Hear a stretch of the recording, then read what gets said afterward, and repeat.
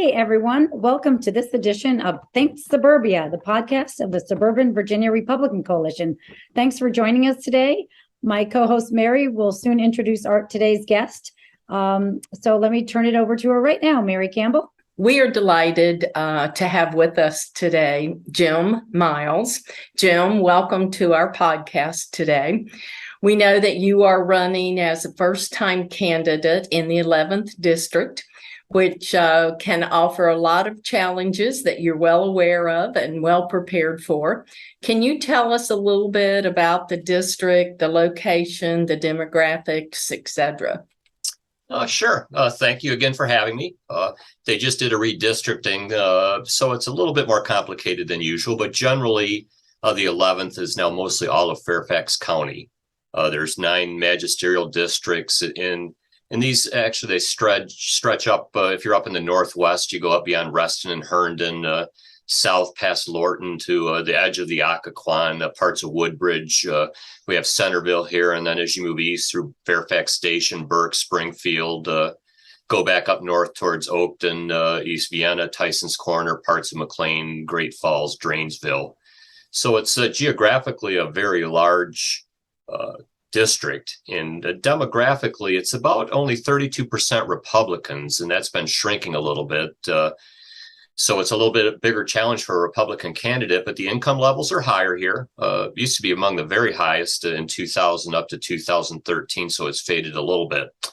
About 52% are women, so a majority of women, and then there's a diverse mix here in our congressional district of ethnicity. We've got about 57% white, 16% Asian, 10% Hispanic, and a little less, about 7% African American. And with regard to age, we've got a small percentage, about 10% under 25, and then about 20% in every other age group. The largest age group is 41 to 55, about 15 years, and that's about 26%. So that's kind of the demographics. Well, that is indeed challenging. Mostly the percentage of Republicans. The other numbers, we can work with all those groups. Yeah, but I would, if I could just add, just as far as challenges to me as a candidate here, running as a Republican. Again, women make up about 52%, but only 27% of women tend to vote Republican. So you've got, a large group that don't tend to vote Republican. So it's a little higher in the white and Hispanic communities, but much less Republican women voters in the Asian African American communities. And again, the younger people don't tend to vote Republican. So that are the challenges to me as a candidate. I really need to reach minorities more in women in general, and then the younger people. And I think we're going to do that this year. So I'm very confident that we're going to make big impacts in those age groups and the demographics that really don't trend Republican as in the past anyway, but we're going to change that. Excellent. Well, that's a good focus. So you've lived in Fairfax County for 18 years now. You've been a constituent of your incumbent for quite a while, so you get to see him in action. And you've seen the damage caused by his poor leadership. We all have. And basically indifferent to the needs of his district, of his constituents, because he hasn't really proven himself there. Was this a motivating factor in your decision to run? Yeah. Well, first, I just did spend a short period of time in Fayetteville, North Carolina, when I was newly appointed as an ALJ administrative law judge down there, but I've been mostly here in Burke since then. And it really has been very difficult to watch the decline here in Burke. When Deborah and I moved here in 2004, we had a 2-year-old son, and we chose to live in Burke in part because of the great schools here, and it was a very safe community. It's really, really suffered under the Biden-Connolly leadership. And actually, we tried to take our youngest son out of Fairfax County Public Schools last year, but we couldn't find a spot we could afford. Generally, I think the education system here is just unacceptable. The focus is now on political indoctrination, sexualization, these pressures on gender identity in our young kids. And now they're pushing for life-altering surgeries on 15-year-old girls, 17-year-old boys.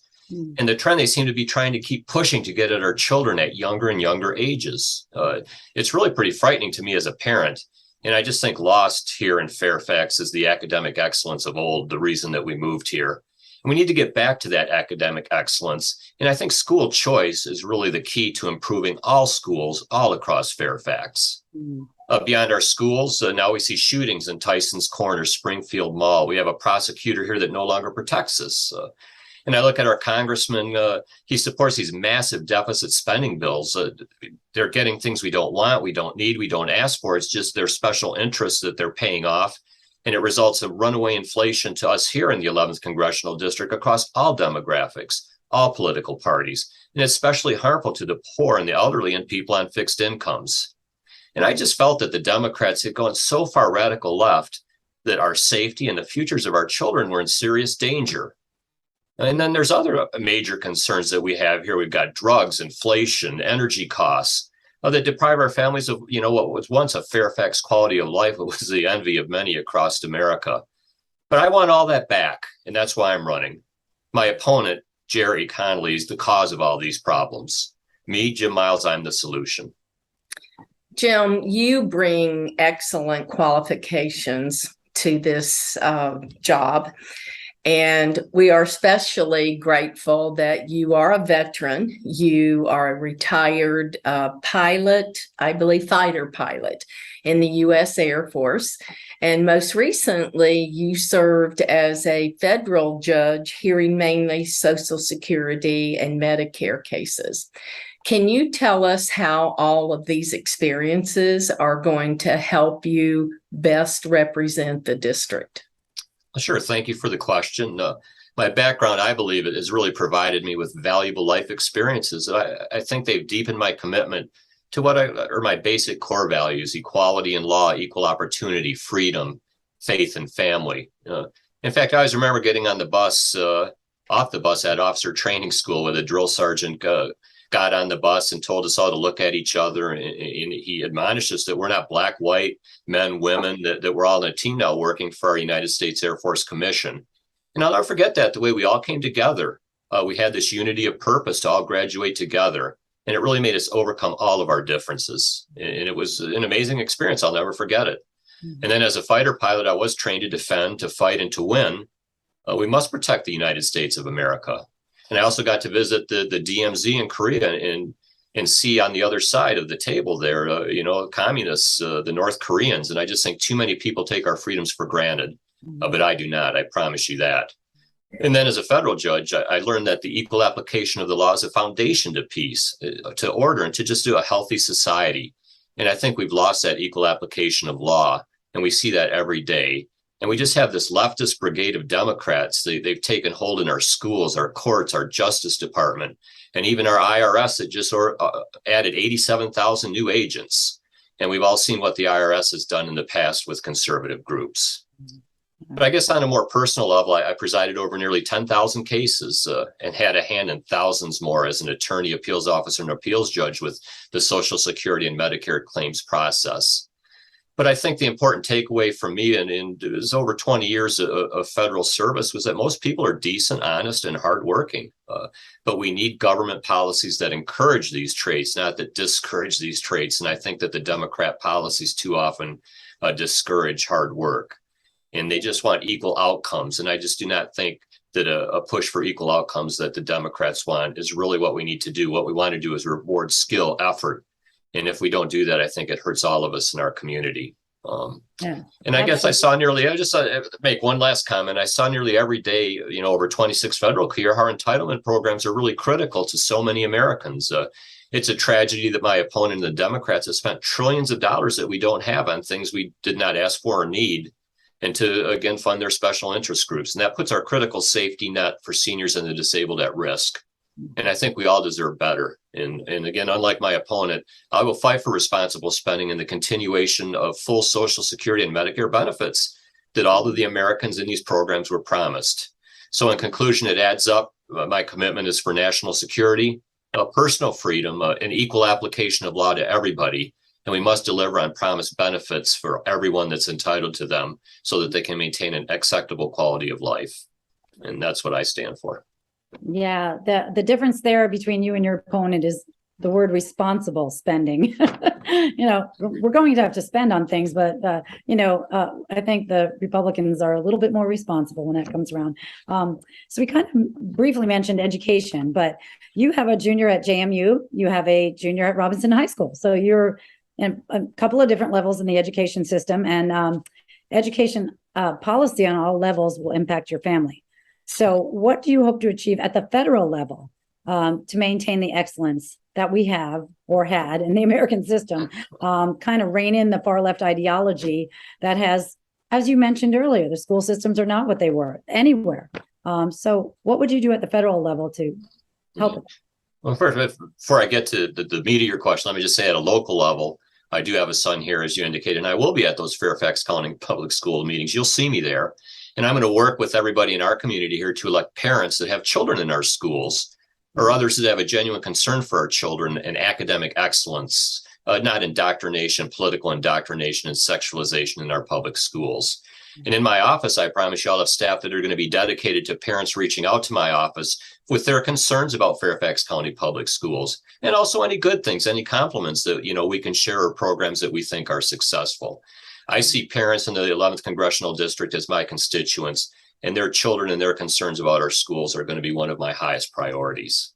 On the federal level, I will definitely push for hearings to the effects that we saw with the Federal Centers for Disease Control, the CDC, their COVID guidelines that they had on our children. And I'll also push to explore the relationship between the teachers' unions and the CDC and other executive level decisions. Certainly not privy to anything, but what I've seen is that we had, I think, the teachers' union working in concert with the CDC to develop guidelines that were implemented in our schools. And I don't think they had our children's best interests at heart. And that's something we need to look at. And also, I guess, as a member of Congress, I certainly work to protect parents from targeting harassment by our Justice Department, the Federal Bureau of Investigation, or the new 87,000 IRS agents that the Democrats, I just think they're going to turn loose on the residents here in a rather generous Fairfax County, in terms, I should say, prosperous Fairfax County. Intimidation of these parents that love their children and don't want them exposed to a curriculum they find objectionable must be stopped, and we need to do that today. And as I said, I will stand for parents' rights and school choice. And again, with choice, all schools, they'll just be better for all our children all across the 11th Congressional District. And I'll also vote for funding choices and fight for funding choices that promote American excellence, patriotism, personal faith, families, again, academic excellence. And we need to remove the political indoctrination, the sexualization, and the pressure on gender identity in our schools. And I promise I'll fight for every effort I will make to stop any performance of any sex-altering surgeries on any minor in America. I just think that's so wrong on so many levels, and we need to stop that. And I think it will take federal intervention, and I'll fight for that every day. Jim, one of the reasons that you are running is because of your concern for crime. All across our nation, we are seeing these rogue prosecutors who are throwing out cases. They are not supporting our police. The police departments are demoralized. As a result, crime has skyrocketed, and the Dems in charge refuse to take any responsibility for all of their actions that have led to this. What do you feel you can do at the federal level to change the direction that this country is going? Okay, first, I will fight to remove qualified immunity for rogue prosecutors that fail to do their job and keep us safe from violent criminals.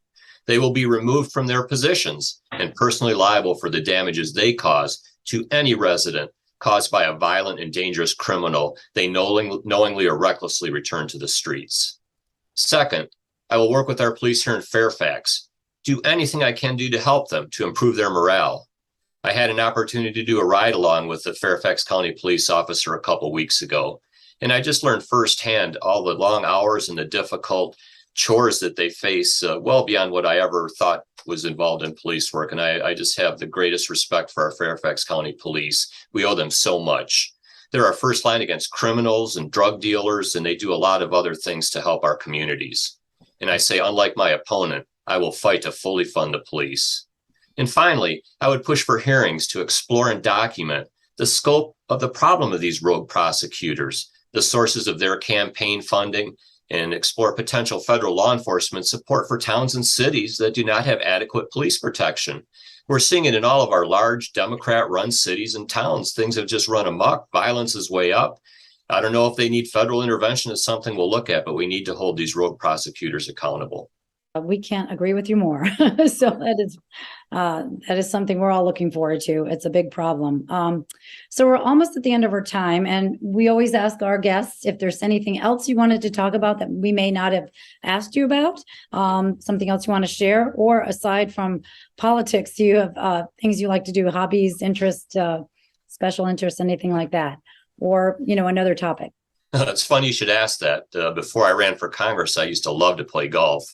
In fact, for my retirement, I was working on becoming a golf marshal at Twin Lakes, and that really didn't work out. But I'm very happy that it didn't, because I'm very proud to be running for Congress, and I'll do everything I can to win this race and to represent you well here in the 11th Congressional District up on Capitol Hill. I still do. I play senior basketball. I'm on a couple softball teams, one senior team and a regular team, all here in Fairfax. And I like to continue to play recreational sports. But as I always say, my adult life, probably 35 years, has always been in public service, first with the Air Force as a fighter pilot, and then Social Security, taking claims from regular people, then working as an attorney, and then as a federal judge, Social Security and Medicare claims. I've met so many wonderful people. I just really like public service. And I'd like to continue to serve the public.